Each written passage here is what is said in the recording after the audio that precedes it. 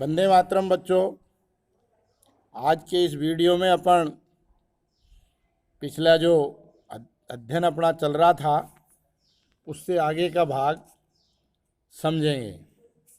कल अपन ने जो अध्याय 1 अपना चल रहा है संविधान क्या और क्यों, इस प्रश्न को समझने के लिए संविधान के विभिन्न बिंदुओं को अपन विश्लेषित कर रहे हैं।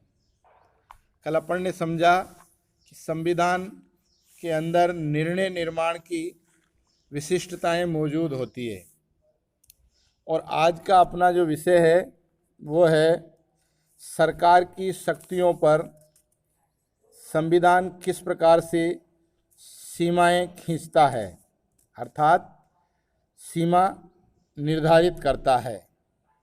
क्योंकि संविधान ने सरकार को जितनी शक्तियां दी है केवल वह उसका ही प्रयोग कर सकती है। उससे अलग हटकर के यदि वह कार्य करती है तो संविधान उनको यह कार्य करने की इजाज़त नहीं देता। वो किस प्रकार से है अपन उसको इस वीडियो के माध्यम से समझते हैं, देखते हैं। और उसका शीर्षक है आज का सरकार की शक्तियों पर सीमाएं निर्धारित। मान लीजिए कि आपने ये तय कर लिया कि निर्णय कौन करेगा, किंतु जब उस सत्ता ने कानून बनाए तब आपको लगा कि वे कानून पूर्णतः अनुचित है। इस बात का मतलब यह है कि हमने ये तय कर लिया कि भाई निर्णय करने का काम सरकारों का होगा और सरकारों ने जो कानून बनाए या जो नियम बनाए तो सरकार ने अपनी दृष्टि से सही नियम बनाए, लेकिन नागरिकों को यदि वो नियम अनुचित लगते हैं, अपने हितों के अनुरूप नहीं लगते हैं, तो ऐसी स्थिति में नागरिक क्या करेंगे। उसके लिए संविधान में स्पष्ट व्यवस्था की गई है।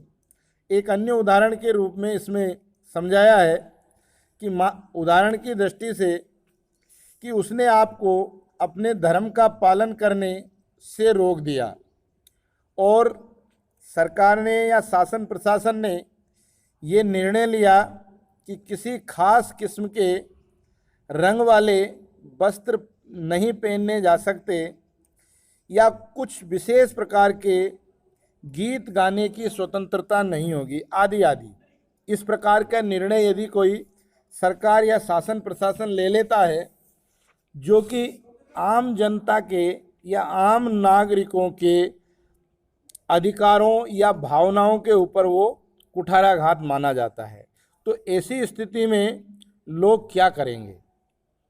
क्या वह अपने धर्म जाति के लोगों को सदैव दूसरों के प्रति समर्पित करेंगे या उन्हें किसी प्रकार की संपत्ति रखने का भी अधिकार नहीं होगा।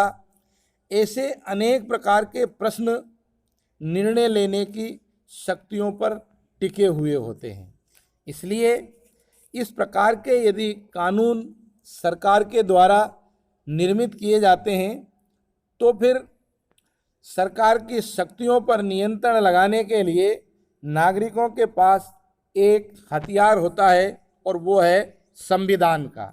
इस चित्र के माध्यम से एक कार्टून के रूप में दिखाया गया कि यह एक यूरोप का संविधान है और समस्त यूरोपीय संघ के जो देश हैं एक यूरोपीय संविधान बनाने की कोशिश करने लगे। अर्थात यूरोप महाद्वीप में जितने भी देश हैं उन्होंने सबने मिलकर के एक संघ बनाया और एक नया संविधान बनाने का प्रस्ताव रखा, लेकिन वो उसमें सफल नहीं हो सके क्योंकि अलग अलग देशों की व्यवस्थाएं अलग अलग प्रकार की थी। इसलिए इसमें दिया गया है कार्टूनिस्ट ने संविधान निर्माण के उनके प्रयासों को मारकाट और झगड़े से भरी कोशिश के रूप में देखा। क्या ये संविधान निर्माण की प्रक्रिया हमेशा ऐसी ही होती है, जबकि ऐसा नहीं होता है। इसलिए सबकी भावनाओं को जोड़ा जाता है। ऐसी स्थिति में सरकार किसी को भी मनमाने तरीके से कभी गिरफ्तार भी कर सकती है, या किसी खास एक रंग वाले लोगों को एक ही कुएं से पानी भरने की इजाज़त नहीं देगी। स्वाभाविक है कि आपको ये सब कानून अनुचित और अन्यायपूर्ण लगेंगे। यद्यपि ये सभी कानून उस सरकार के द्वारा बनाए गए जो एक विशेष प्रक्रिया का पालन करके बनी थी, लेकिन सरकार द्वारा ऐसे कानूनों को बनाने के पीछे जरूर कोई अन्यायपूर्ण बात रही होगी, और सरकार की जो सोच है उस सोच को एक प्रकार से सीमित करने की दृष्टि से सरकार की शक्तियों पर अंकुश लगाना भी आवश्यक और अनिवार्य हो जाता है। और ये आवश्यक और अनिवार्य जब है तो वो किस परिप्रेक्ष्य में होगा, ये बात नागरिकों के ध्यान में होनी ही चाहिए। अतः एक प्रकार से हम कह सकते हैं कि यह संविधान का तीसरा जो महत्वपूर्ण काम है वो यह है कि वे सरकार द्वारा अपने नागरिकों पर लागू किए जाने वाले कानूनों पर कुछ सीमाएं लगाएं, और ये सीमाएं इस रूप में मौलिक होती है कि सरकार कभी उसका उल्लंघन नहीं कर सकती। अर्थात संविधान का जो तीसरा महत्वपूर्ण कार्य है कि वो शासन प्रशासन की शक्तियों पर अंकुश लगाए, और इतना करने के बाद में हम समझ सकते हैं कि संविधान सरकार की शक्तियों को कई तरह से सीमित करता है। सरकार की शक्तियों को सीमित करने का सबसे सरल तरीका यह है कि नागरिकों के रूप में हमारे मौलिक अधिकारों को स्पष्ट कर दिया जाए, और कोई भी सरकार कभी भी उनका उल्लंघन न कर सके, और इन अधिकारों का वास्तविक स्वरूप और व्याख्याएं भिन्न भिन्न संविधानों में बदलती रहती है। लेकिन अधिकतर संविधानों में कुछ विशेष मौलिक अधिकार सदैव पाए जाते हैं, और वो मौलिक अधिकार क्या हैं?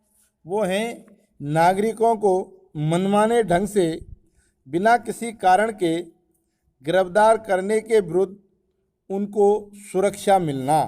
अर्थात अगर किसी प्रकार से किसी भी नागरिक को शासन प्रशासन द्वारा अनैतिक रूप से अपराधी बना करके गिरफ्तार किया जाता है तो ऐसी स्थिति में उसकी रक्षा कौन करेगा?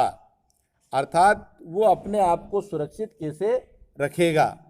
तो वो स्थिति उसको मौलिक अधिकारों से प्राप्त होगी। और सरकार की शक्तियों के ऊपर एक मूलभूत सीमा होनी चाहिए जो सामान्यतया कुछ मौलिक स्वतंत्रताओं का अधिकार नागरिकों को मिलना चाहिए, जैसे अभिव्यक्ति की आज़ादी, भाषण की स्वतंत्रता, और प्रत्येक व्यक्ति को अपनी अंतरात्मा की आवाज़ पर काम करने की स्वतंत्रता होनी चाहिए। हर व्यक्ति या समूह संगठन बना सके, इसकी भी उसको स्वतंत्रता होनी चाहिए, ताकि वह एक संगठित समूह के रूप में खड़ा रह कर के अपनी बात शासन प्रशासन के सामने रख सके। इस प्रकार के व्यवहारों में इन अधिकारों को प्राय राष्ट्रीय आपातकाल में सीमित किया जा सकता है। इसका मतलब यह है कि जो कुछ मौलिक अधिकार सरकारों के द्वारा या संविधान के द्वारा नागरिकों को प्राप्त होंगे तो सरकार की शक्ति निश्चित रूप से एक सीमित हो जाएगी। और किसी इस प्रकार की अगर परिस्थितियां देश में बनती है कि किसी भी देश में अगर आपातकालीन स्थिति खड़ी होती है तो ऐसी स्थिति में इन अधिकारों को कुछ कालखंड के लिए सीमित भी किया जा सकता है और कर भी देना चाहिए। इस प्रकार से संविधान उन परिस्थितियों का भी उल्लेख करता है जिनमें इन अधिकारों को वापस लिया जा सकता है।